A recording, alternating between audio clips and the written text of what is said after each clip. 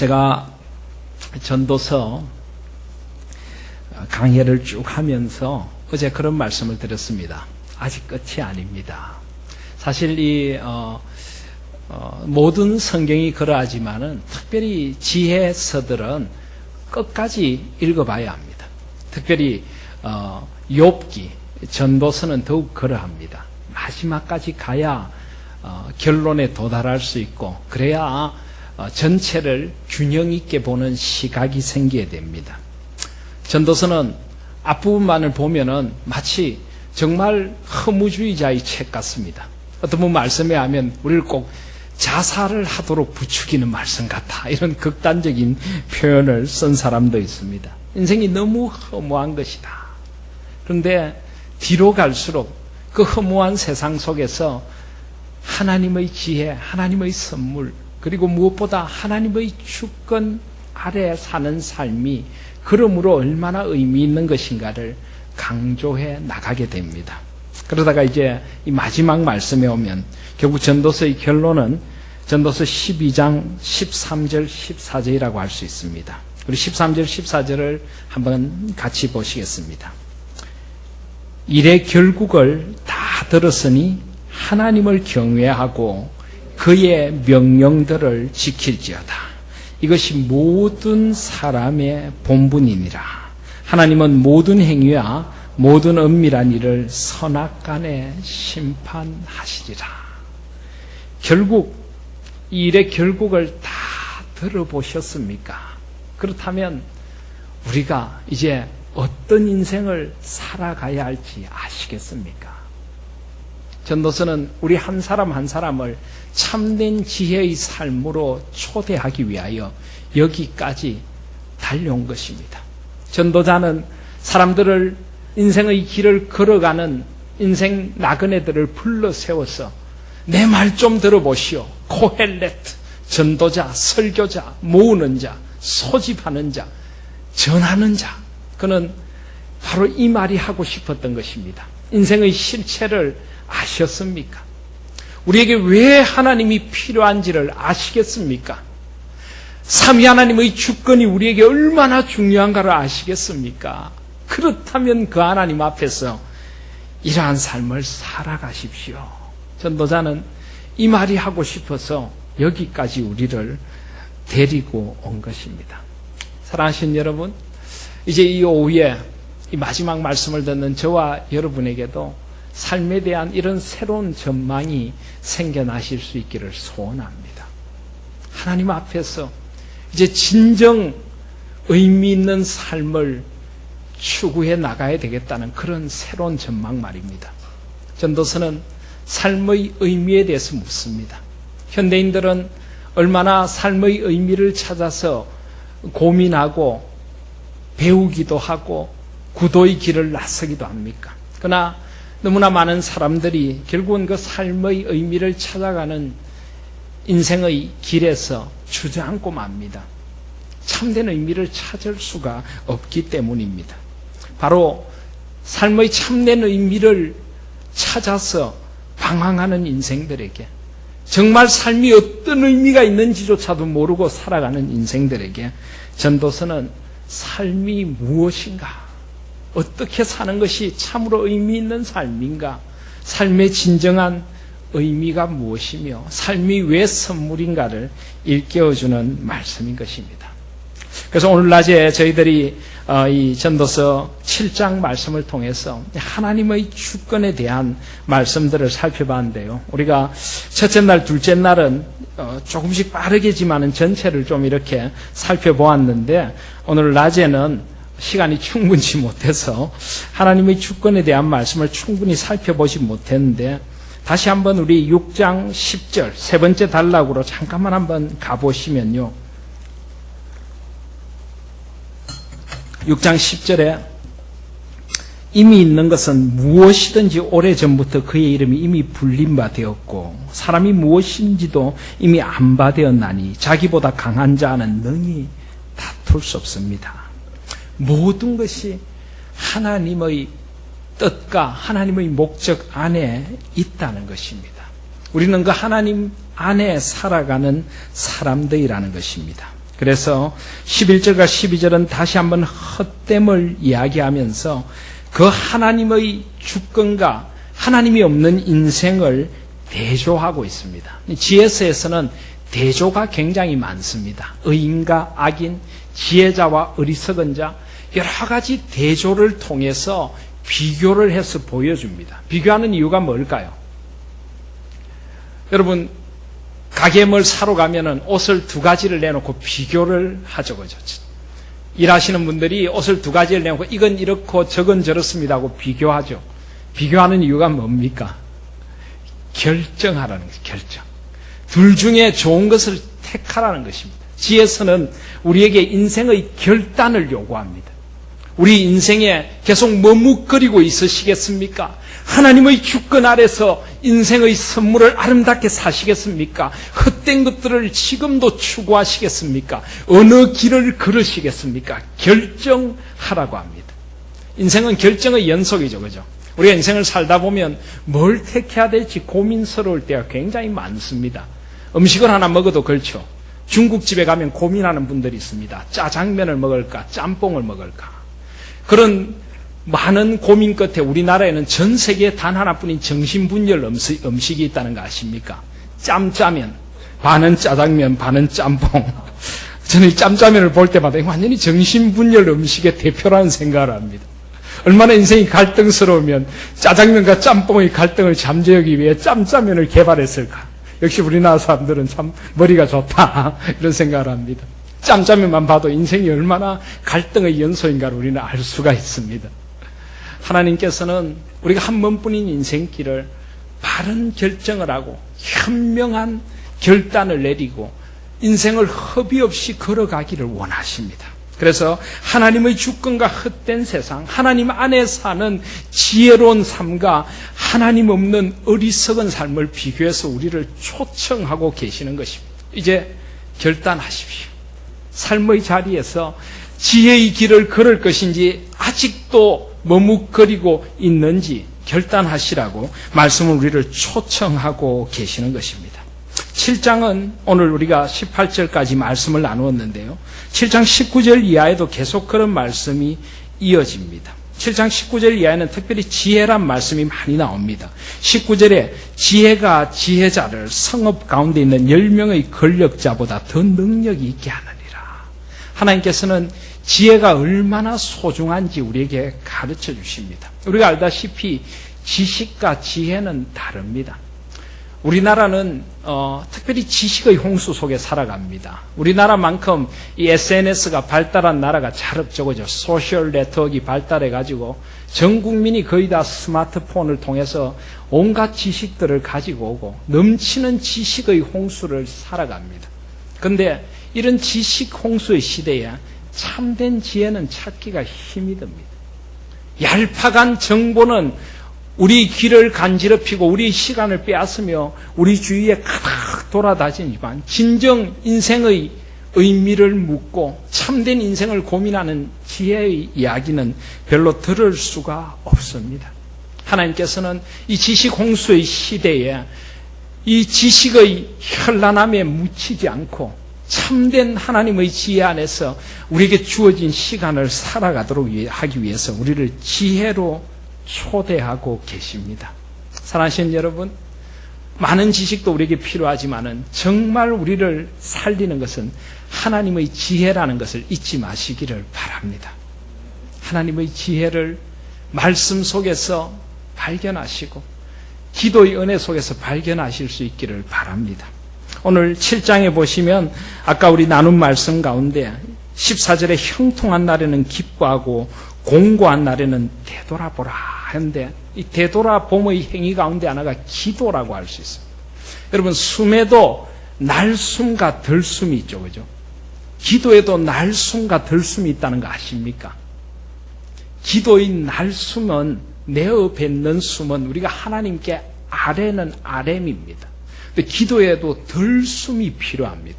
들이마시는 덜숨이 필요합니다. 그건 뭘까요? 하나님의 뜻을 묻고 구하는 것입니다. 저는 목회할 때 보면 좀 한 번씩 이 새벽 기도를 인도하면서 공허감을 느낍니다. 새벽 기도 때 이렇게 모인 성도들하고 우리 한우리교회도 매일 성경을 나누십니까? 저도 목회할 때 저희 교회에서도 매일 성경을 나눴는데요. 매일 성경을 새벽마다 이렇게 하나님 주시는 말씀으로 받고 나눕니다. 말씀을 같이 성도들과 묵상한 후에 자 이제 주신 말씀을 가슴에 안고 다 같이 기도 드리시겠습니다. 그러면 그때부터 그냥 성도님들이 막 기도를 시작하십니다. 근데 어떤 성도님들은 거의 청구서를 내려놓습니다. 하나님 이것도 주시고 이것도 주시고 이것도 해주시고 이것도 지켜주시고 이것도 주시옵소서 믿습니다. 아멘 하고는 일어나가지고 가십니다. 저는 그런 성도님들을 볼 때마다 한 번씩 이런 생각이 듭니다. 하나님께서 뒤에서 이렇게 말씀하실 것 같아요. 나도 말 좀 하자. 그럼 기도란 무엇입니까? 나의 청구서를 내려놓는 게 기도입니까? 그게 기도의 날숨이라면은 기도의 들숨도 필요합니다. 우리 삶에 하나님과 대화하는 것입니다. 하나님 제 마음에 이런 소원이 있습니다. 그런데 오늘 새벽에 하나님께서 말씀을 통해 저를 이렇게 일깨워 주셨는데 하나님 저에게 원하시는 것이 무엇입니까? 저의 소원들을 저의 오늘 길을 어떻게 이 말씀에 맞춰가길 원하시고 제가 어떻게 변화되고 이 소원을 향한 아버지의 마음을 담아내기를 원하십니까? 아버지의 뜻을 물어야 합니다. 말씀을 깊이 묵상하심으로 아버지의 뜻을 들이마시는 들숨도 필요한 것입니다. 여러분의 기도의 자리에 얼마나 아버지의 지혜를 구하고 계십니까? 제가 외국에 있을 때 한국에 단위로 갔던 학생이 한 명 있었습니다. 자기 한국에서 온 학생하고 친구가 돼가지고 한국에 몇 주간 단위로 왔던 학생이 있었는데 제가 그 학생이 한국을 다녀오고 난 뒤에 물었습니다. 궁금하잖아요. 한국 가서 뭐가 굉장히 인상적이었느냐 물으니까 그 학생이 같이 간 한국 친구가 아마 굉장히 신앙이 좋은 친구였나 봐요. 새벽마다 교회 가서 매일 교회 가서 기도했던 게 자기는 너무 인상적이었다 그러더라고요. 거기는 새벽 기도 모임이란 게 따로 없고 가정에서 하니까. 그래서 너 정말 좋은 경험을 했구나. 새벽 기도 가서 뭐가 제일 기억에 남느냐 하니까 지금도 귀에 쟁쟁한 말이 있대요. 좀 순복음 쪽 교회였나 본데 막 성도님들이 굉장히 크게 기도를 하셨나 봐요. 뭐가 기억에 남냐니까 수만 번 들은 말이 한마디 있대요. 뭐냐 했더니 주시옵소서. 주시옵소서. 그러면서 저보고 묻더라고요. 주시옵소서 뜻이 뭐냐고. 이거 그래서 그 친구가 이야기 안 했나니까 그 친구가 그냥 몰라도 된다 그러더래. 얼마나 좀 부끄러웠으면 그죠. 몰라도 된다. 근데 또 목사가 또 몰라도 된다 할 수는 없잖아요. 그래서 이야기했죠.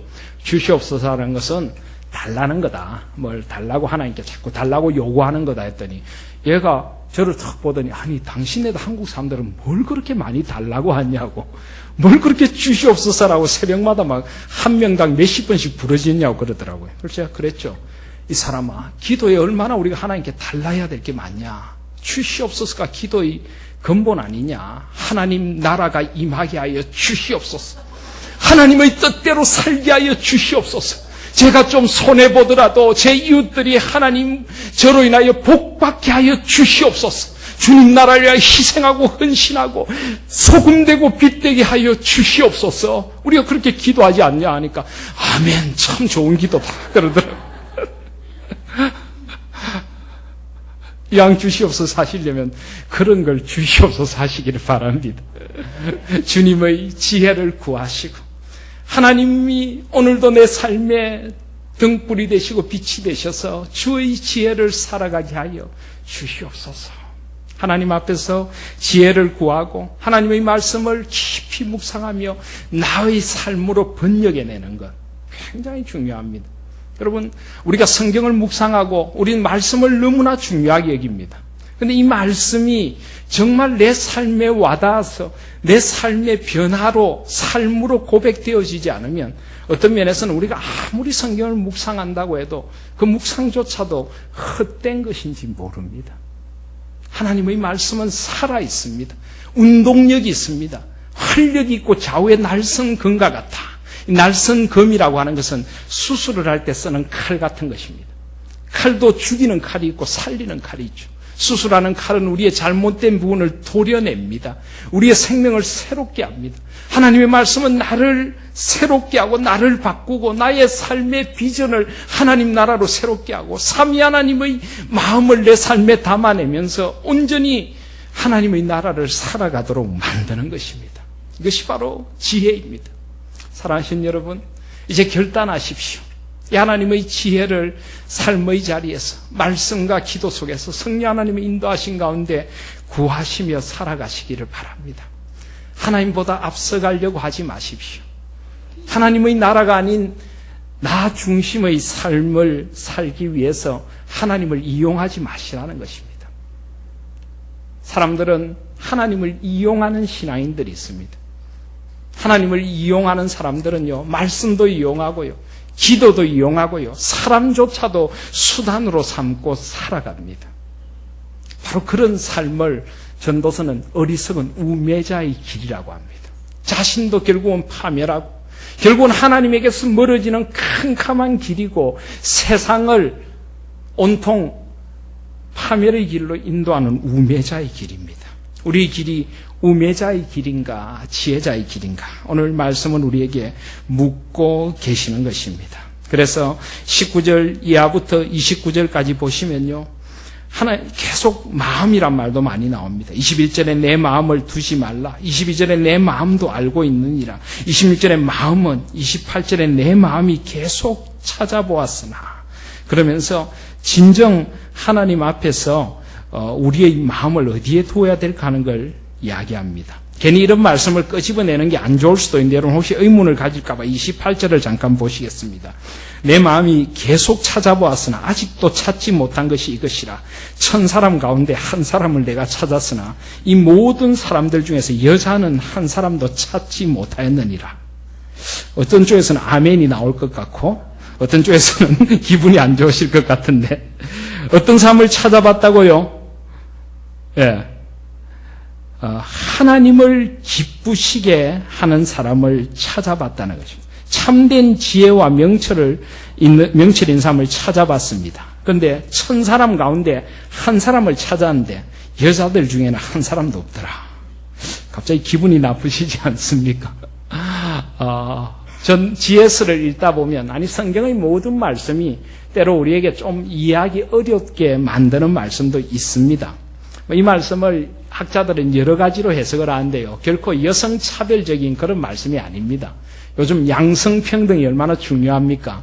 저희 집에 초등학교 5학년짜리 딸인데 양성평등 글짓기를 해오라고 해서 애가 막 굉장히 힘들어하더라고요. 자기는 양성평등이 이루어지지 않는 현실을 본 적이 없어가지고 여자가 차별받는 걸 본 적이 있냐니까 얘는 한 번도 없다고. 그래서 굉장히 힘들어하던데 요즘 우리나라는 아주 양성평등이 잘 이루어지고 있죠. 여러분, 여성가족부, 그 여성가족부의 여자가 무슨 여자인지 아시죠? 그 여자가 여성할 때 여자 아닌 거 아시죠?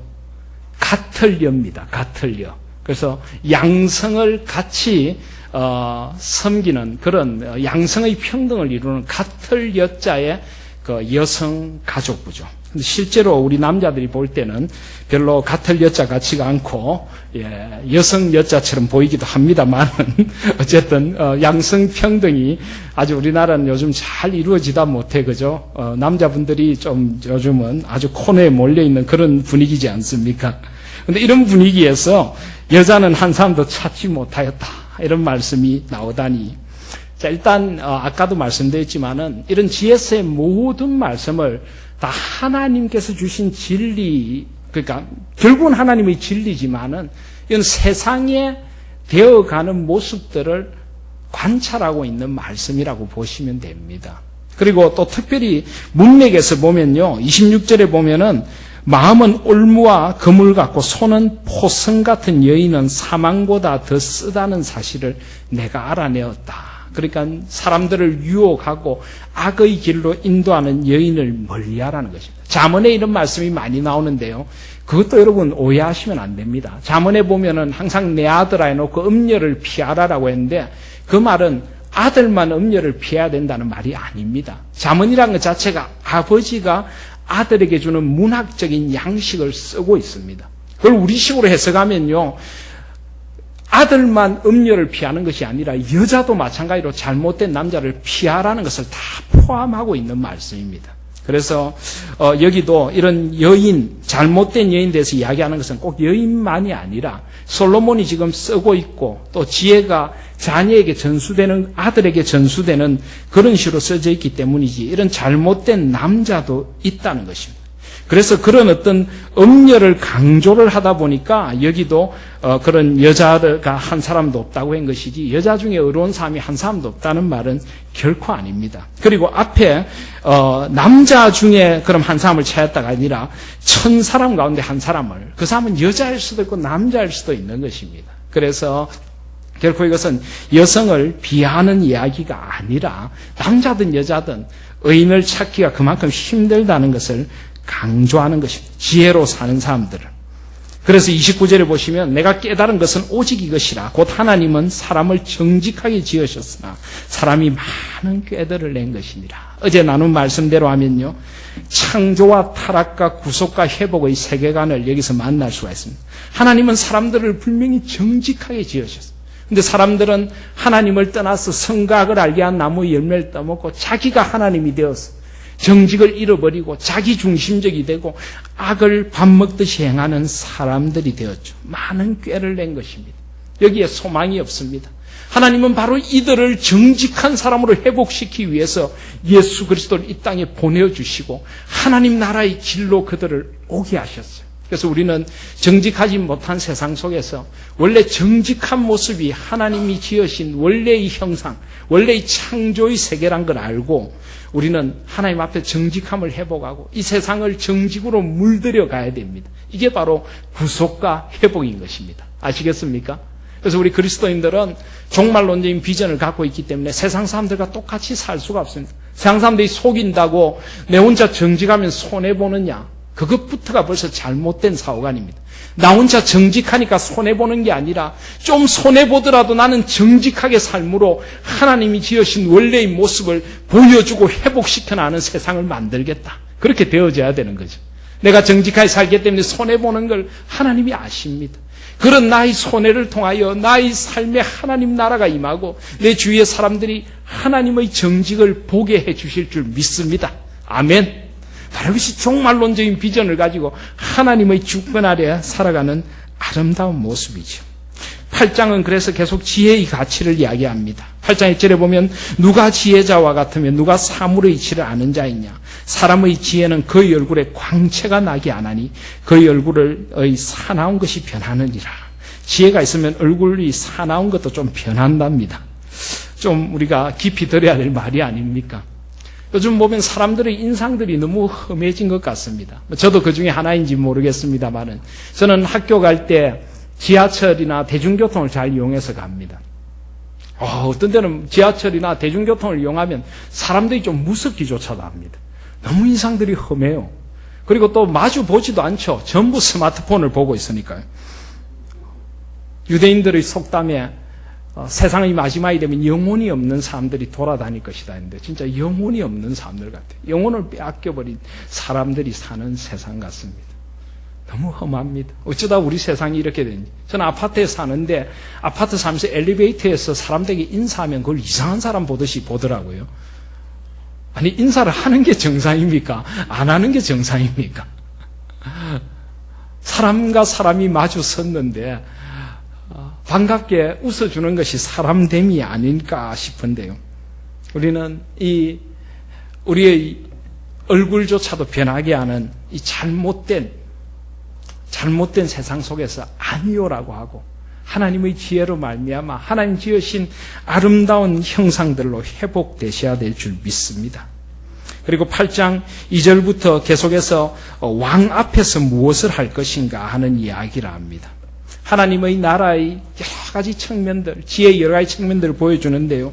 리더십, 또 하나님께서 세우신 어떤 주권자, 권위, 리더십에 대한 순종도 굉장히 중요하다는 것을 보여줍니다. 구약의 이 지혜를 알기 위하여 하나님께서 세우신 직분이 몇 가지 있습니다. 뭐 어떤 직분이 있습니까? 하나님께서 세우신 직분. 기름 부음 받은 직분이 있죠. 뭐가 있습니까? 왕, 선지자, 제사장. 그래서 우리는 보통 이 구약에 기름 부음 받은 세 가지 직분, 이것을 온전히 성취하러 오신 분을 기름 부음 받은 분, 메시아.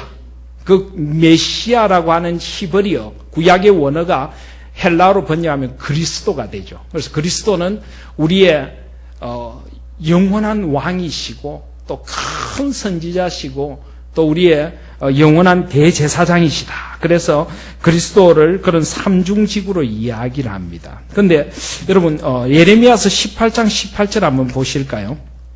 예레미야서 18장 18절을 보시면요, 성경을 한번 찾아보겠습니다.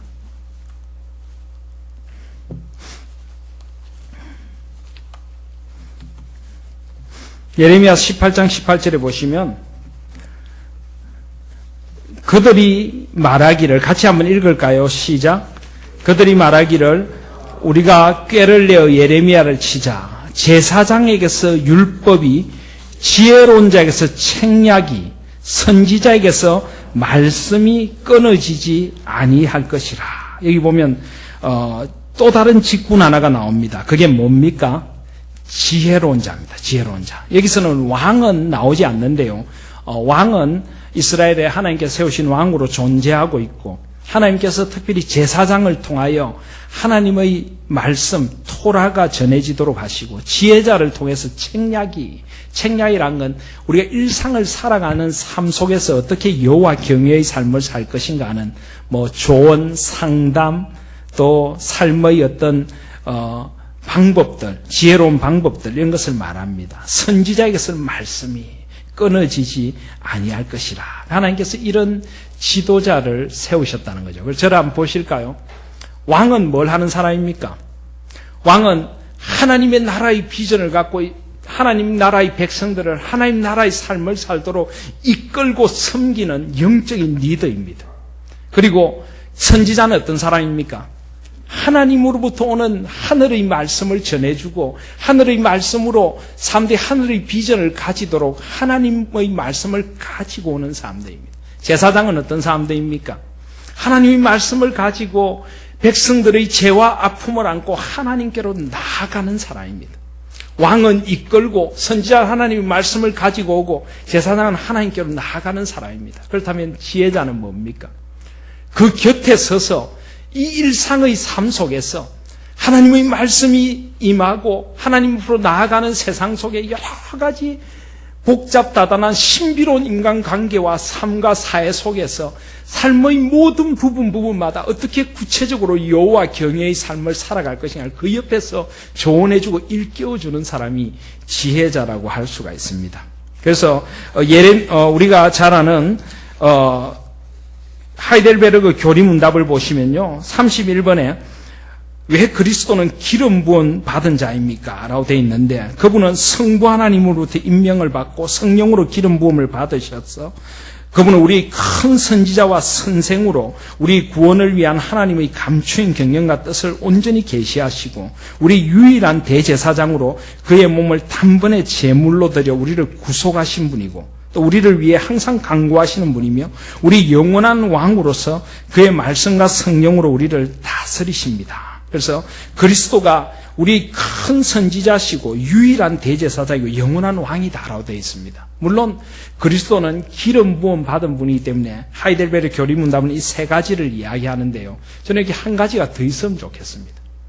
그리스도는 우리의 온전한 지혜이십니다. 진정한 지혜자이십니다.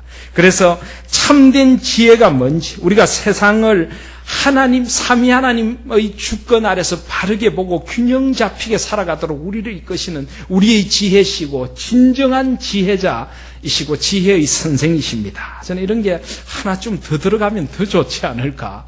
물론 지혜자를 기름 부음 받진 않았지만은 제가 구약 학도라서 그런 생각도 해봅니다. 목사님, 그래도 되는 겁니까? 교리문답은 그죠? 인간이 만든 것이니까. 어쨌든 그리스도는 지혜의 완성이시기도 합니다. 그래서 여러분, 이런 교회의 직분들을, 이런 그리스도의 삼중직을 교회에 구현해내기 위해서 직분자를 세우는 거 아시죠? 우리가 교회에 항존직이라고 하면 뭐가 있습니까? 장로님, 또 안수집사님, 목사님, 또 우리 한국교회에서는 권사님, 이런 분들이 물론 교단마다 헌법에 따라 권사님을 항존직으로 두느냐 안 두느냐 그런 차이는 좀 있지만은 어쨌든 그렇게 교회가 공동회를 통해서 투표를 해서 세우는 분들이고 또 목사님은 말씀의 종으로 또 교회가 그렇게 또 공동회를 통해 모십니다. 그런데 이 항존직이란 말이 평생 한다는 말이 아니지요. 이 항존직이라는 이 직분을 교회 역사 속에 살려낸 사람은 우리가 잘 아는 종교개혁자 칼빈입니다. 칼빈이 바로 이 성경 속에서 바로 이 예수 그리스도의 이 역할, 이 삼중직을 교회 속에 구현해내기를 원했던 것입니다. 그래서 예수 그리스도의 선지자 되심을 따라서 하나님의 말씀을 전하는 주의 종 목사님들, 말씀의 봉사자들을 세우고 예수 그리스도의 왕되심을 따라서 하나님 나라의 비전을 이끌어가는 영적인 지도자, 몸소 보여주고 이끄는 장로님들, 또 우리 한국 같으면 여성 지도자인 권사님들을 세우고 그리스도의 제사장 되심을 따라서 하나님 나라를 위한 자비와 긍휼의 사역을 하고 사람들과 함께 하나님 나라를 함께 봉사해가는 일을 책임지는 집사님들을 세우신 것입니다. 그래서 이 직분에는 높고 낮음이 없습니다. 그리스도 안에서 높고 낮음이 있을 수가 없지요. 그래서 어떤 교회는 장로님들이 그럼 왕이네, 왕 이러시는 분들이 있는데 그것 자체가 벌써 아주 세속적인 생각입니다. 왕이 더 높고 선지자가 더 낮고 그렇지 않습니다. 구약에 보면 오히려 선지자들이 왕을 책망하기도 합니다. 여기는 높고 낮음이 없습니다. 역할의 다름이 있을 뿐이죠. 그래서 교회의 직분들은 하나님 나라를 위하여 하나님의 지혜 안에서 말씀을 전하고 하나님 나라의 비전을 몸으로 보이고 성도들을 세워가고 함께 그 일을 해나가는 직분으로 하나님께서 함께 세워주신 것입니다. 그리스도를 머리로 하여서. 그것이 바로 하나님이 원하시는 공동체죠. 그리고 또 지혜자도 필요합니다. 하나님의 지혜를 일깨워주는 신학교의 교수라든지 말씀을 가르치는 사람들이라든지 그래서 함께 우리는 하나님 나라를 그렇게 세워가게 되는 것입니다. 그것이 바로 오늘 8장 이하의 리더십, 하나님께서 세우신 영적인 지도자들의 하나님의 권위를 인정하고 함께 하나님 나라를 세워가라고 말씀하고 계시는 것입니다. 그리고 8장 9절 이하에도 계속 보면 하나님을 경외하고 그를 경외하는 자들은 잘 될 것이요 13절에도 하나님을 경외하지 않는 이들은 결국 헛된 결과를 맞이하게 될 것이다 하는 것을 강조하면서 하나님 안에서 살아가는 삶을 촉구를 합니다. 15절에 보면 이에 내가 희락을 찬양하노니 이는 사람이 먹고 마시고 즐거워하는 것보다 더 나은 것이 없습니다. 그래서 계속 강조하는 말씀 가운데나 전도서는 인생에 대하여 하나님 안에서 주어진 시간을 즐거움으로 기쁨으로 그리스도 안에서 살아가라고 말씀합니다. 17절도 하나님의 주권을 다시 한번 이야기합니다. 또 내가 하나님의 모든 행사를 살펴보니 해 아래에서 행해지는 일을 사람이 능히 알아낼 수도 없도다. 그래서 하나님의 손에 맡기고 걸어가라는 것입니다. 9장 1절도 보면요. 이 모든 것을 내가 마음에 두고 이 모든 것을 살펴본 적 의인들이나 지혜자들이나 그들의 행위나 모두 다 하나님의 손 안에 있다. 하나님의 손 안에 살아가는 것이 참된 행복임을 가르쳐주고 있습니다. 그래서 9장 1절 이하에는 죽은 사자보다는 산 개가 낫다. 하나님 안에서 생명을 살아가라고 그러시면서 9장 7절 이하에 너는 가서 기쁨으로 내 음식물을 먹고 즐거운 마음으로 내 포도주를 마시라. 이는 하나님이 내가 하는 일들을 벌써 기쁘게 받으십니다. 성경의 포도주는 술이라기보다는 하나님 주신 기쁨을 담아내는 음료수입니다. 축제의 음료수, 공동체가 하나 되는 그런 음료수인 것입니다. 하나님 앞에서 함께 즐거워하라는 것입니다. 그래서 이 전도서의 즐거움도 철저히 우리는 즐거움하면 요즘 즐거움도 너무 개인적입니다. 내가 즐겁고 우리 가정이 즐겁고 그러나 전도서의 진정한 전도서에서 말하는 즐거움은 공동체의 즐거움입니다. 나 혼자 즐거운 것이 아니라 하나님의 희락이 온 세상에 퍼져나가게 해서 가난한 자들, 박해받는 자들도 함께 일어서 하나님을 즐거워하도록 하라는 것입니다. 그래서 내 음식물을 먹고 즐거운 마음으로 내 포도주를 마시라는 나누고 섬기라는 말씀도 되는 것입니다. 기쁨을 나누라는 것입니다. 또 9절에 보면 내 헛된 평생의 모든 날 곧 하나님이 해 아래에서 내게 주신 모든 헛된 날에 내가 사랑하는 아내와 함께 즐겁게 살지어다. 하나님 주신 가정을 아름답게 세우고 또 하나님 주신 사람들을 사랑하며 살아가라. 그래서 지혜는 언제나 적극적으로 우리에게 즐거움의 삶을 살 것을 말씀합니다. 11절, 12절은 꼭 우리가 생각하는 대로 되지 않을 수 있는 일들이 있다는 것입니다. 해 아래 빠른 경주자들이라고 선착하는 것이 아니고 용사들이라고 직책에 승리하는 것이 아닙니다. 그래서 때로는 우리가 너무 경쟁에서 이기려고 아둥바둥할 필요가 없다는 것입니다. 하나님 안에서 살아가면 하나님께서 하나님의 때에 우리를 높여주실 것이라. 12절에 보시면 분명히 사람은 자기의 시기도 알지 못한다라고 합니다. 그리고 9장 13절부터 지혜의 소중함을 다시 한번 이야기합니다. 지혜를 멸시하는 자들의 어리석음을 이야기하면서 17절에 보시면 조용히 들리는 지혜자들의 말들이 우매한 자들을 다스린 자의 호령보다 낫다. 18절에 지혜가 무기보다 낫다. 그래서 우리가 지혜의 소중함을 알고 살기를 원하시는 것입니다. 10장도 계속하여서 이 모순된 삶 속에서 지혜가 얼마나 중요한지, 그래서 10장 2절에 보면 지혜자의 마음은 오른쪽에 있고 우매자의 마음은 왼쪽에 있다. 성경에서 오른쪽은 언제나 바른 쪽입니다. 언제나 하나님이 함께 하시는 쪽입니다. 그래서 우리가 오른쪽에 있는지 왼쪽에 있는지 자신을 돌아보라고 말씀한 것입니다. 이는 오른손자이냐 왼손자이냐 그런 말이 아니라 지혜의 길에 서 있는가를 보라는 것입니다. 또 10장 12절 이하에는 지혜자 입의 말들은 이 지혜서에는 말에 대한 관심이 많습니다. 말로 사람을 살리기도 하고 죽이기도 합니다. 언어는 인간에게만 주신 하나님의 특별한 선물입니다. 그래서 이 말을 통하여 하나님께 영광을 돌리고 사람을 세우는 삶을 살아가라라고 말씀하고 계시는 것입니다. 그래서 5장 7절에도 보면 꿈이 많으면 헛된 일들이 많아지고 말이 많아도 그러하니 오직 너는 하나님을 경외하라. 말이 많다는 것과 설교를 오래 한다는 것은 조금 다른 것입니다. 그래서 하나님의 지혜를 전하는 것입니다. 그리고 10장 16절 이하에 다시 한번 이 리더십, 리더가 얼마나 중요한가. 그래서 진정한 영적인 지도자는 그 공동체를 기쁨으로 이끄는 사람이다. 행복으로 이끄는 사람이다 하는 것을 강조하고 있습니다. 그리고 이제 11장으로 넘어가시면요. 오늘 낮에 말씀이 역사와 공동체였는데 너는 내 떡을 물 위에 던져라. 여러 날 후에 도로 찾으리라. 이 말씀은 몇 가지로 해석이 됩니다. 대표적으로 사업을 한번 시도해봐라. 적극적으로 사업을 해보라. 또 2절에 보면 7에게나 8에게 나누어 주라. 한 곳에 투자하지 말고 여러 곳에 투자해라.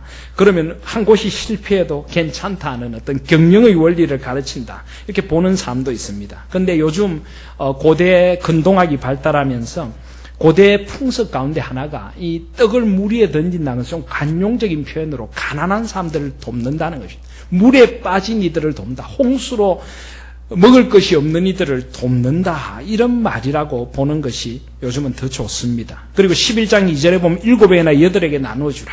유대인들의 속담 가운데는 적어도 너가 평생을 살면서 7이나 8사람에게는 영향력을 주고 선을 베풀어라. 마치 한 구석을 비추라는 거죠. 그래서 공동체를 위하여 우리가 봉사하고 나누는 삶이 지혜로운 삶이고 그게 곧 하나님 나라를 위한 삶이라는 것입니다.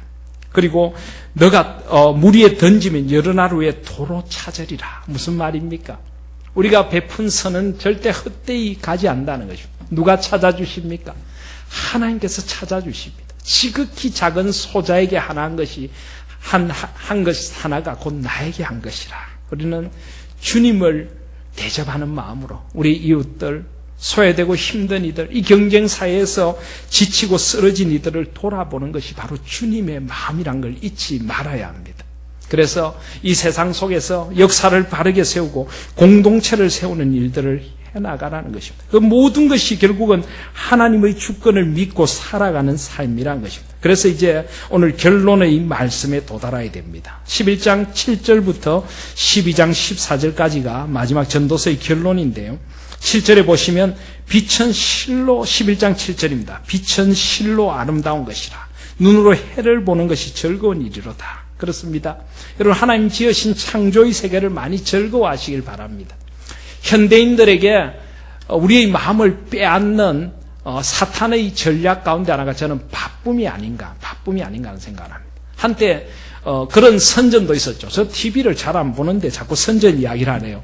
대중교통을 타고 다니다 보면 많이 들립니다. 어떤 선전이 있냐 하면 이런 선전입니다. 빠름 빠른 것이 힘이다. 무슨 광대역 LT 여러분, 그 빠름이라는 것이 우리에게 많은 것을 빼앗아 간다는 걸 아십니까?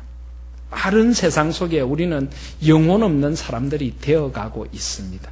하나님은 차라리 우리가 잠깐 멈추어 서기를 원하십니다. 삶에 잠깐 쉼의 시간을 가지기를 원하십니다. 이 쉼은 단순한 쉼이 아닙니다.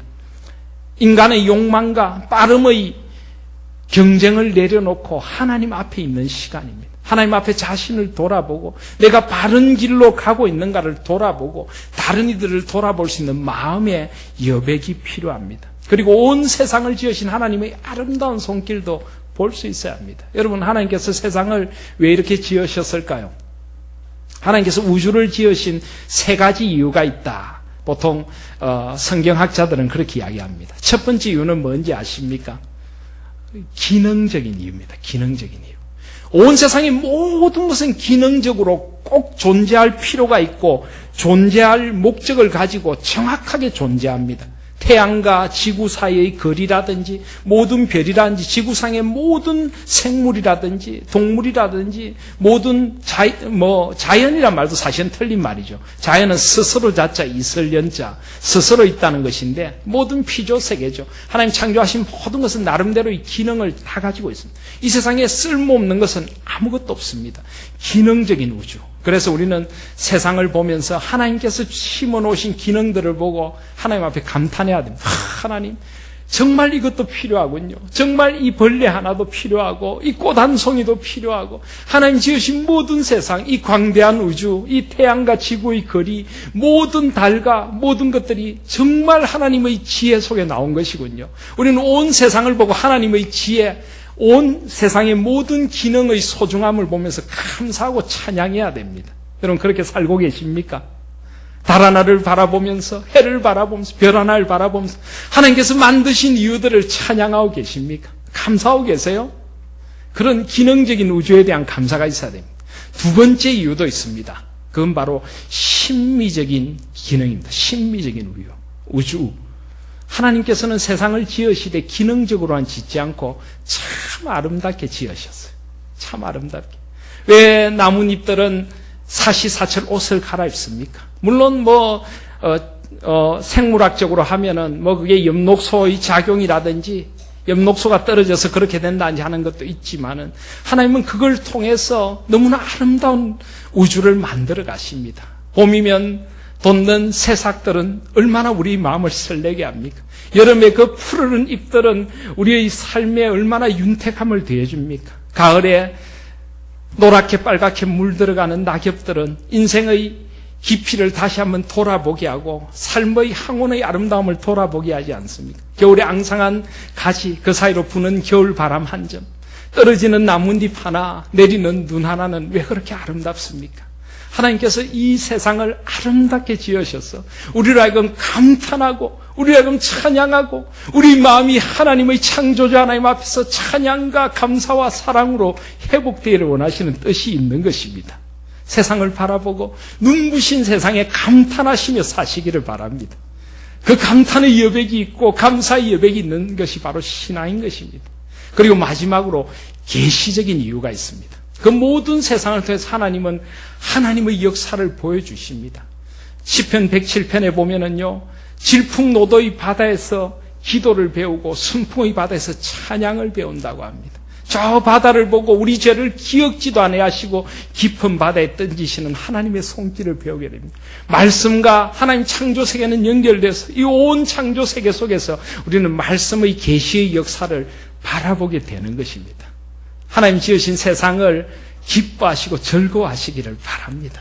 그 속에서 기능적인 우주도 심미적인 우주도 계시적인 우주도 찬양하시고 하나님을 만나시고 그 하나님 안에서 아름답게 살아가기 위하여 잠깐 멈추어 서십시오.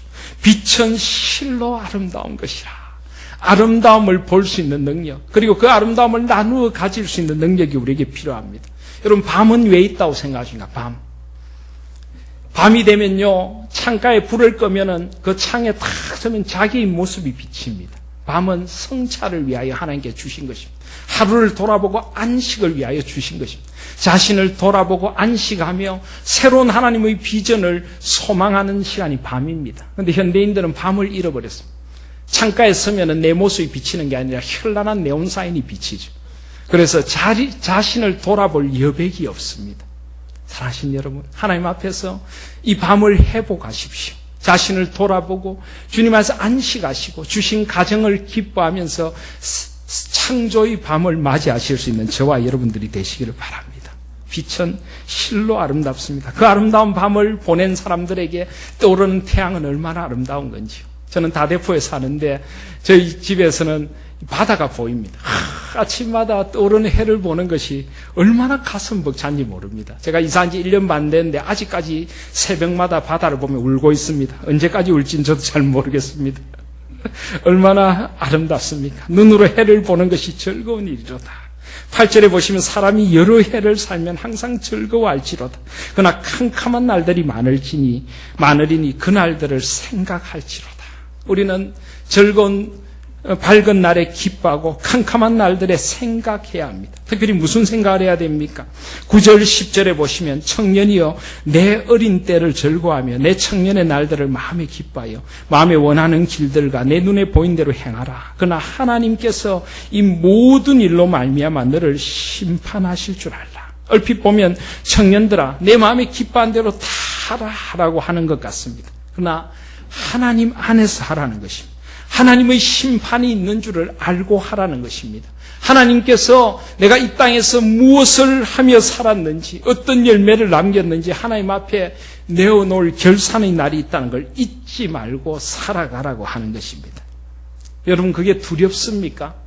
그건 두려운 것이 아닙니다. 어쩌면 제가 계속 이야기하는 종말론이 바로 이런 것입니다.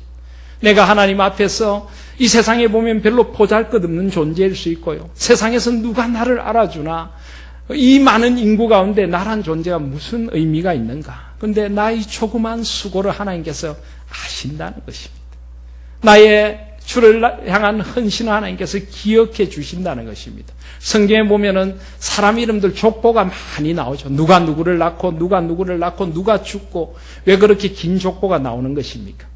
하나님께서 그 사람 하나하나를 기억하고 계신다는 것입니다. 하나님 나라의 역사에는 우리에게 이름도 알려지지 않은 그 누군가도 소중하다는 것입니다. 그래서 하나님께서 우리를 심판하신다는 것은 무조건 두려운 것이 아니라 나의 눈물을 기억하신다는 말도 됩니다. 그래서 10절에 보면 그런 근심이 내 마음에서 떠나게 하고 악이 내 몸에서 물러가게 하라. 어릴 때와 검은 머리의 시절이 다 헛되다. 이것은 그냥 헛된 것이 아니라 하나님 안에서 우리 시간들을 살아가고 하나님 안에서 젊음을 너무 자랑할 것도 아니고 늙음을 한탄할 것도 아니라는 것입니다. 그래서 12장은 이렇게 시작합니다. 너는 청년의 때에 너의 창조주를 기억하라. 곧 공고한 날이 이르기 전에 나는 아무 낙이 없다고 할 해들이 가깝기 전에 해와 빛과 달과 별들이 어둡기 전에 비 뒤에 구름이 다시 일어나기 전에 그리하라. 지혜서의 특징 가운데 하나가 죽음의 문제도 아주 담대하게 직면한다는 것입니다. 죽음은 인간이라면 누구나 피하고 싶은 문제이죠. 그런데 지혜서는 죽음의 문제를 피하지 않습니다. 왜요? 죽음이란 것은 어쩌면 타락한 인간에게 주어진 단순한 벌만이 아니라 영원에 잇대어 있는, 죽음이 있기에 우리는 영혼을 소망해야 되고 죽음이 있기에 우리의 이 땅의 삶도 의미가 있다고 죽음을 성경은 굉장히 긍정적으로 보고 있습니다. 그래서 아까 9장 3절 이하에도 죽음에 대하여 여러 가지 이야기를 했는데요.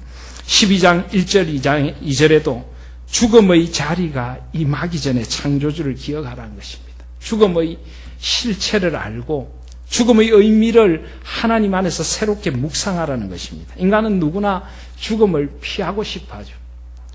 우리는 마치 절대 죽지 않을 사람들처럼 살지만은 여러분, 죽음이란 무조건 모든 것이 끝이 나는 것이 아닙니다. 죽음도 하나님 안에 있는 것이고 내가 여호와의 집에 영원히 거하리로다. 영원을 향하여 나아가는 통로가 되기도 하고 하나님 앞에서 내 눈에 눈물 닦아주실 그분을 만나는 통로가 되기도 하고, 이 땅의 수고와 슬픔과 모순과 부조리를 내려놓고 온전히 하나님의 그 다스리심 안에 들어가는 아름다운 순간이 되기도 하는 것입니다. 그래서 죽음의 문제조차도 전도자는 하나님 안에서 아주 긍정적으로 직면하고 있습니다.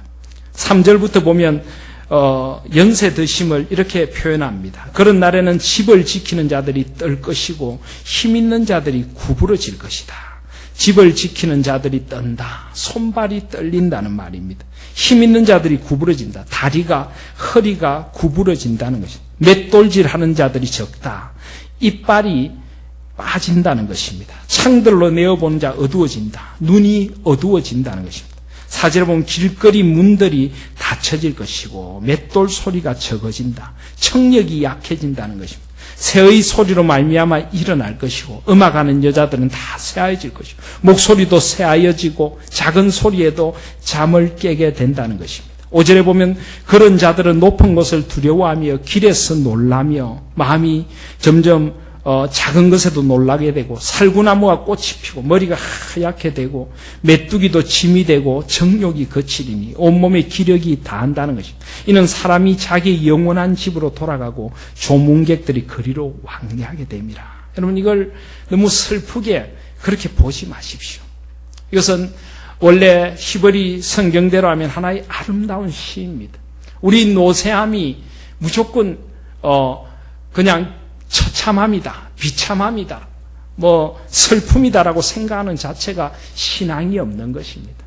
우리의 그 사람이 후패해 갈수록 우리 속 사람은 날로 새로워지는 것입니다. 하나님 나라의 소망은 날로 새로워지는 것입니다. 우리 영혼은 날로 완숙해져 가는 것입니다. 그래서 세상은 사람들의 효율성에 의해 따지다 보니까 연세가 드시면 점점 필요 없는 사람처럼 생각하지만 우리 믿음의 사람들은 절대 그렇게 생각하지 않습니다. 우리 믿음의 공동체에서는 연세가 드실수록 하나님 나라의 지혜가 더 열려가는 것이고 하나님 나라를 위한 기도의 무릎이 더 깊어지시는 거고 하나님의 나라의 그 비전들이 더 열려가시기 때문에 연세가 드실수록 우리 믿음의 사람들은 믿음의 면류관을 아름답게 쓰고 계신 어르신들을 보게 되는 것입니다. 바로 그런 아름다운 모습으로 생각하셔야 할 것입니다. 그리고 우리가 돌아갈 곳은 영원한 집이다. 우리는 멸망을 향해서 소멸을 향해 나아가는 것이 아니라 영원한 집으로 돌아가게 된다는 것입니다. 은줄이 풀리고 금그릇이 깨지고 항아리가 샘 곁에서 깨지고 바퀴가 우물 위에서 깨지고 흙은 여전히 땅으로 돌아가고 영은 그것을 주신 하나님께로 돌아간다. 어떻게 보면 우리 죽음을 조금 마지막 깨어진 같이 표현하고 있지만 결국 우리는 돌아갈 것이고 그리고 이 말씀하는 목적은 그 날이 오기 전에 기억하라는 것입니다. 그 날이 오기 전에. 그래서 로마의 어느 황제는 늘 신하들에게 그렇게 말했다고 하죠. 그죠? 네. 황제여, 죽음이 가까이 있다는 것을 잊지 마시기를 바랍니다. 죽음이 가까이 있다는 걸 아침마다 그렇게 외치게 했습니다. 그래서 내가 내 시간이 한정되어 있기 때문에 오늘 나에게 주어진 시간을 허비할 수 없다는 것입니다. 주님의 소망 안에 살아가야 한다는 것입니다. 주님 뵐 그날을 생각하며 내가 오늘 하루를 아름답게 살아가야 한다는 것입니다. 죽음은 우리를 더 지혜롭게 하고 죽음은 우리를 더 소망스럽게 하고 죽음은 우리를 하나님의 소망에 더 가까이 잇대어주는 것이고 더 우리의 삶을 의미 있게 하는 것이란 것입니다. 그래서 모든 것이 헛된 세상 속에서 죽음조차도 하나님 안에서 아름답게 받아들일 수 있는 지혜, 그것이 결국 우리가 가져야 할 지혜입니다. 그래서 이제 9절부터 14절은 마지막 결론을 내립니다. 전도자는 지혜자에 이어서 여전히 백성에게 지식을 가르치고 또 깊이 생각하고 연구하여 잠언을 많이 지었고 전도자는 힘써 아름다운 말들을 구하였나니 진리의 말씀들을 정직하게 기록하였느니라. 전도자의 역할입니다. 이것은 우리의 역할이기도 합니다. 우리는 끊임없이 하나님의 지혜를 탐구하고 우리의 삶의 자리에 어떻게 더 하나님의 지혜를 살 것인가를 탐구해야 합니다. 11절 12절에 보시면 지혜자들의 말씀들은 찌르는 채찍들 같고 해중의 스승들의 말씀들은 잘 박힌 목 같으니 다 한 목자가 주신 바이니라. 때로는 지혜가 우리의 채찍이 되어야 합니다. 우리가 잘못된 길을 갈 때 하나님의 말씀은 디모데후서 3장 16, 17절에 보시면 하나님의 말씀은 모든 성경은 하나님의 감동으로 된 것으로, 하나님의 영감으로 가득한 것으로 교훈과 책망과 바르게 함과 의로 교육하기 유익하다. 때로는 우리를 이끄는 교훈도 필요하고, 우리는 인간이라 잘못된 길로 갈 때 책망도 필요하고, 바르게 함도 필요하고, 의를 가르침도 필요하다는 것입니다. 때로는 말씀이 채찍이 되어 나를 바르게 해야 합니다. 잘 박힌 못처럼 내 가슴에 깊이 새기고 이 말씀에 내 삶을 비끄러매고 살아야 된다는 것입니다. 그래서 12절에 보면 내 아들아 이것들로부터 경계를 받으라. 많은 책들을 짓는 것은 끝이 없고 많이 공부하는 것은 몸을 피곤하게 하느니라. 특별히 저희 집에서 굉장히 좋아하는 말씀입니다. 제가 집에 책이 좀 많다 보니까 많은 책들을 짓는 것은 끝이 없고 많이 공부해서 몸을 피곤하게 한다. 저도 공부를 하다가 되게 힘들 때 갑자기 공부하기 싫은 마음이 생기면 전도서 12장 12절을 외우면서 스스로 위로를 삼습니다. 이 말씀은 하나님 없는 지식의 헛됨을 이야기하는 것이죠. 이 세상에 그 많은 지식을 취하려고 하면서 하나님의 지혜에 얼마나 귀를 기울이고 있느냐라고 묻는 것입니다. 사람들은 얼마나 많은 걸 알고 싶어 합니까? 온갖 뉴스들을 접하면서 진정한 굿뉴스인 복음에는 얼마나 마음을 쏟고 계십니까? 온갖 세상의 지식, 세상의 돌아감은 그렇게 잘 알면서 이 세상을 움직이신 하나님의 경륜에 대하여 얼마나 관심을 갖고 하나님 말씀에 나아가서 하나님의 지혜를 찾기에 얼마나 여러분은 갈급해 하시고 여러분의 삶을 쓰고 계시느냐고 묻고 계시는 것입니다. 사랑하시는 여러분, 하나님의 지혜에 목말라는 갈망이 가득한 저와 여러분들 되시기를 바랍니다. 그래서 이제 말씀은 이렇게 끝을 맺습니다. 일의 결국을 다 들었으니 하나님을 경외하고 그의 명령들을 지킬지어다. 이것이 모든 사람의 본분이니라. 원래 히브리어 성경에 보면요, 여기 본분이란 말씀이 없습니다. 본분을 빼면은 굉장히 말이 의미심장해집니다. 어떻게 될까요? 일의 결국을 다 들었으니 하나님을 경외하고 그의 명령을 지키라. 이것이 곧 사람이니라. 이것이 곧 온전한 사람이니라. 그냥 본분 정도가 아니라 진정한 사람이 어떤 사람이냐? 참 사람이 누구냐? 그것은 바로 하나님을 경외하는 사람, 그리고 하나님의 명령, 계명을 지키는 사람이라는 것입니다. 하나님을 경외한다는 것은요, 하나님의 말씀을 따라 사는 것입니다. 그냥 저는 하나님을 경외해요가 아니라 하나님을 경외한다면 내 삶에 하나님의 뜻이 무엇인가를 살피고 삼위 하나님의 영광과 뜻이 내 삶에 어떻게 나타날지를 살피고 그 뜻을 따라서 나의 삶을 삼위 하나님의 앞에 전 존재적으로 엎드리고 그 하나님의 말씀을 순종하며 걸어가는 것입니다. 때로는 그것이 나의 삶에 좀 힘든 일이 될 수도 있고 좀 손해보는 일이 될 수도 있고 내가 뭔가를 포기해야 될 일이 있을지 몰라도 하나님의 뜻이라면 그 뜻을 걸어가는 것, 그것이 바로 경외함이길래 경외하고 그의 명령을 지키라. 이것이 곧 사람이다라고 이야기합니다. 그리고 하나님은 모든 행위와 모든 은밀한 일을 선악간에 심판하시라. 결국 우리는 하나님 앞에 서게 될 것입니다. 우리의 이 육신은 언젠가 벗게 될 것입니다. 우리 날들은 언젠가 끝이 날 것입니다. 그리고 우리는 하나님 앞에 설 것인데 어떤 모습으로 설 것인가? 무엇을 들고 하나님 앞에 설 것인가? 내가 이 땅에 무엇을 남기고 떠날 것인가? 우리는 그것을 생각하면서 하나님 앞에 살아가야 하는 것입니다. 특별히 하나님은 모든 행위와 모든 은밀한 일을 선악간에 심판하시라 했는데 아까도 말했지만 이건 단순한 두려움이 아닙니다. 하나님 앞에서 소망을 주는 말씀입니다.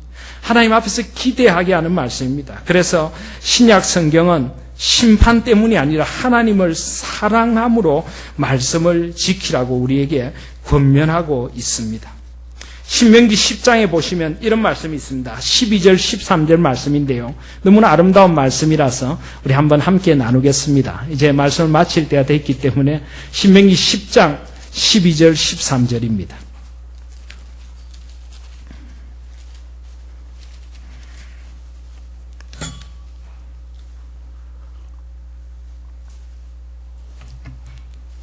신명기 10장 12절 13절 이스라엘아 내 하나님 여호와께서 내게 요구하시는 것이 무엇이냐 곧 내 하나님 여호와를 경외하여 그의 모든 도를 행하고 그를 사랑하며 마음을 다하고 뜻을 다하여 내 하나님 여호와를 섬기라. 이것이 바로 하나님이 우리에게 원하시는 것입니다. 하나님을 경외할 뿐만 아니라 경외하기에 하나님의 모든 뜻, 모든 길, 모든 말씀을 다 행하고 하나님을 사랑하고 마음을 다하고 뜻을 다하여 내 하나님 여호와를 섬기는 것. 이것이 바로 하나님이 우리에게 요구하시는 것입니다. 그런데 그게 뭘 위한 거라고요? 13절에 보시면 내가 오늘 내 행복을 위하여 내게 명하는 여호와의 명령과 규례를 지킬 것 아니냐. 결국 이게 우리를 참으로 행복하게 하는 말씀이에요. 참으로 여러분 행복하고 싶습니까? 하나님을 경외하십시오. 정말 행복하기를 원하십니까? 하나님을 사랑하십시오. 진정 행복을 추구하십니까? 하나님의 말씀의 길을 걸어가십시오. 그것이 바로 우리의 행복인 것입니다. 우리의 행복. 여러분 하나님의 지혜로 행복한 여러분들 다 되시기를 바랍니다. 그리고 신약에 가시면요, 요한복음 14장에 보시면 15절에 이런 말씀이 있습니다. 요한복음 14장 15절에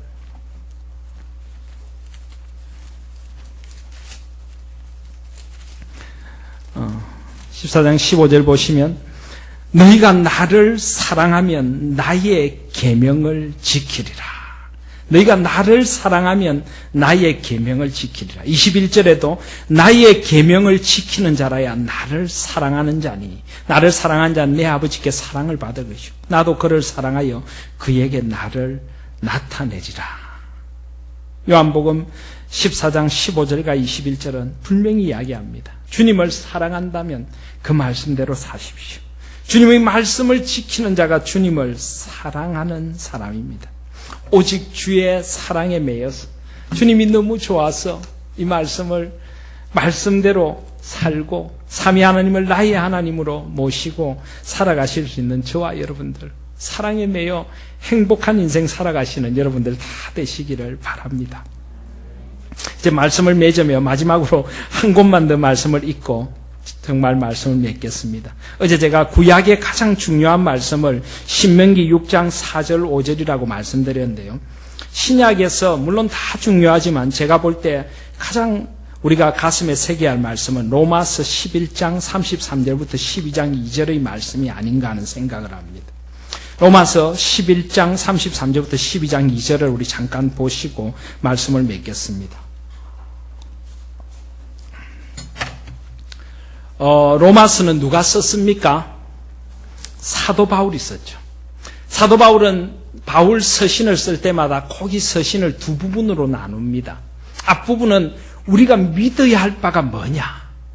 예를 들어 갈라디아서 같으면 그리스도 안에 있는 참 자유가 무엇인가? 그러면 뒷부분은 그러므로라고 시작하면서 그 자유를 누리는 우리는 어떻게 살 것인가?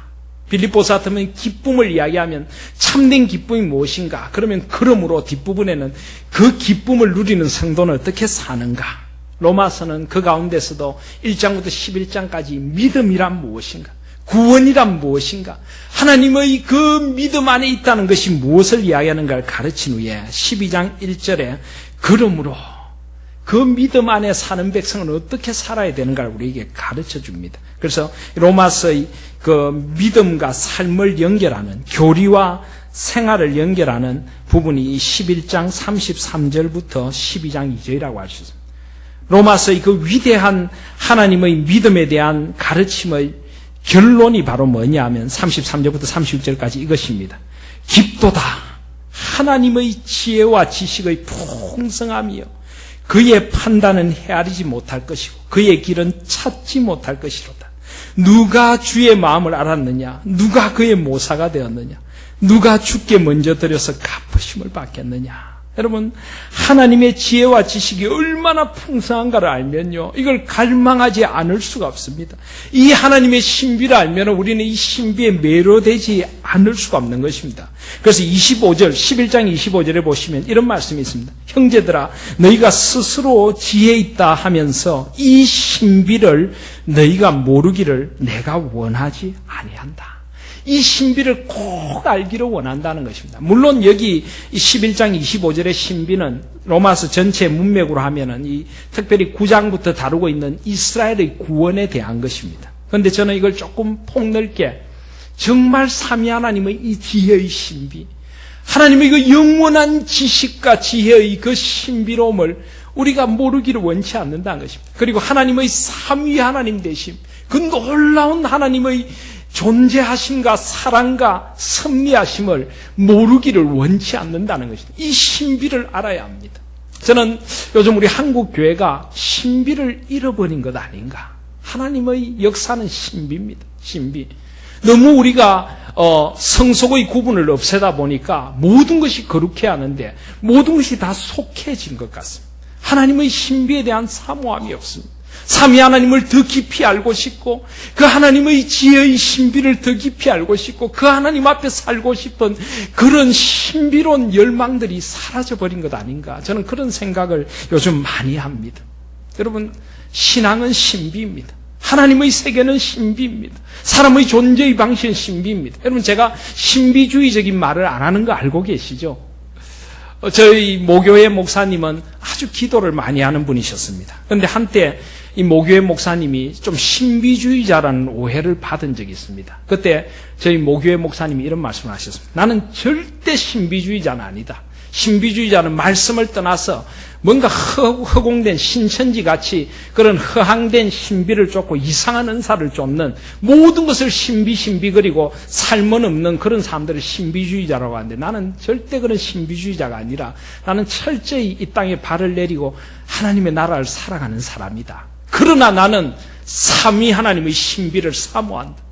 그 하나님 나라의 신비를 사모하고 그 지혜의 신비를 사모하고 청량할 수 없는 하나님의 신비가 나를 에워싸고 있기에 나의 삶이 아름답다고 고백하며 사는 사람이다. 이렇게 말씀하셨습니다. 사랑하시는 여러분, 우린 신비주의자는 아니지만은 삼위 하나님의 구원의 신비를 만난 사람들입니다. 삼위 하나님의 그 창조와 섭리의 신비를 만난 사람들입니다. 신비로운 하나님의 지혜의 인도하심을 받고 이 땅에 청량할 수 없는 하나님의 신비가 있음을 알기에 소망하며 하나님 나라를 살아갈 수 있는 사람들이란 걸 잊지 마시기를 바랍니다. 그래서 깊도다 하나님의 지혜와 지식의 풍성, 이 신비를 더 알고 싶고, 이 신비는 말씀에 있죠. 어디 저 신천지 간다고 있는 게 아니고 산에 가서 나무 뿌리 붙든다고 있는 게 아니라 이 말씀 속에서 하나님의 역사하시는 신비를 알고 싶고 이 말씀을 앞에 놓고 드리는 기도 속에서 하나님의 역사를 만나고 싶고 성령 하나님의 인도하신 가운데서 하나님의 지혜와 지식의 풍성함을 더 알고 싶습니다. 36절에 보시면 이는 만물이 주에게서 나오고 주로 말미암고 주에게로 돌아갑니다. 이것이 바로 우리가 믿는 성경적 세계관, 종말론, 역사관입니다. 모든 것이 주님께로 나왔고 지금도 주님이 역사의 주인이시고 결국 주님 앞으로 돌아갈 것입니다. 그에게 영광이 세세히 있을지어다. 아멘. 솔리 데오 글로리아. 오직 하나님의 영광을 위하여 살겠습니다. 그 영광에 붙들림 바 되어서 나의 작은 헌신이 주님의 영광이 된다면, 나를 통하여 주님의 영광의 한 자락이 이 땅에 드러날 수 있다면 저는 저의 삶을 드리겠습니다. 바로 이것이 하나님 앞에 사는 전도서를 살아내는 신약의 성도들의 삶입니다. 12장 1절 2절에 그 영광에 사로잡힌 사람은 이렇게 삽니다. 그러므로 형제들아, 내가 하나님의 모든 자비하심으로 너희를 권하노니 너희 몸을 하나님께서 기뻐하시는 거룩한 산 제물로 드리라. 이것이 너희가 드릴 영적 예배, 합당한 예배니라. 우리 예배는 주일날 끝이 나는 것이 아닙니다. 우리는 삶의 자리에 나가서 하나님을 예배함으로 삽니다. 우리 직업도 거룩하고 우리 문화도 거룩하고 우리 가정도 거룩하고 모든 것을 하나님의 거룩으로 물들이며 하나님 안에서 주님 주신 즐거움으로, 기쁨으로, 섬김으로, 하나님 나라의 비전으로 사는 것입니다. 그것이 영적인 예배입니다. 너희는 이 세대를 본받지 말고 오직 마음을 새롭게 함으로 변화를 받아 하나님의 선하시고 기뻐하시고 온전하신 뜻이 무엇인지 분별하도록 하라. 이 세대가 사는 가치, 이 세대의 물질주의, 성공주의, 경쟁주의, 쾌락주의가 아니라 우린 다른 삶을 삽니다. 우리 마음을 새롭게 하고 변화를 받아서 하나님의 선하시고 기뻐하시고 온전하신 뜻이 무엇인가. 우리 관심은 내가 이익이 있는가, 내가 좀 잘 되는가가 아니라 이것이 하나님의 기뻐하시고 온전하시고 선하신 뜻인가, 하나님의 뜻에 합당한 것인가, 그 지혜를 구하며 살아가는 것입니다. 그것을 분별하며 사는 것입니다. 그것이 바로 우리가 하나님 앞에 살아가야 할 지혜의 삶인 것입니다. 저는 전도서 말씀을 마무리하면서 이 로마서 11장 33절부터 사도 바울이 드렸던 이 아름다운 성령이 저와 여러분의 신앙의 고백으로 드려지는 성령이 될 수 있기를 소원합니다. 전도서의 그 풍성한 지혜를 만나고 오 깊보다 지혜와 지식이 풍성하며 이 하나님의 지혜를 저도 더 사모합니다. 삼위 하나님의 그 아름다우심을 사모합니다. 그 하나님 안에 살아가겠습니다. 이제는 마음을 새롭게 함으로 변화를 받아 제가 뭔가 다른 삶을, 하나님의 지혜에 합당한 삶을 삼위 하나님 안에 살아가겠습니다. 주께서 저희 삶을 통해 저희 삶의 자리에 하나님 나라가 임하게 해주실 줄을 믿습니다. 아멘. 주님, 오직 영광이 주님께 있습니다. 솔리데오 글로리. 내가 마지막 저 영혼의 나라에 들어갈 때도 우리는 하나님을 향해 찬양할 것입니다. 주여, 내가 주의 영광을 봅니다.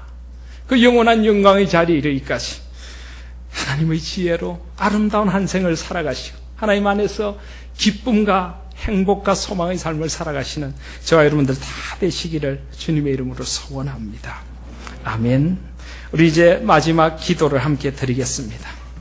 우리 목사님 나오실 때까지 이 전도서의 말씀을 통하여 나에게 주시는 하나님의 음성을 살아가겠습니다. 하나님의 지혜를 사모하겠습니다. 이 영광의 주님을 찬양하며 내 삶이 하나님의 찬양과 예배가 되게 하여 주시고 내 삶이 하나님 앞에 온전히 드려지는 아름다움이 되게 하여 주시옵소서. 간절한 마음으로 기도드리시겠습니다.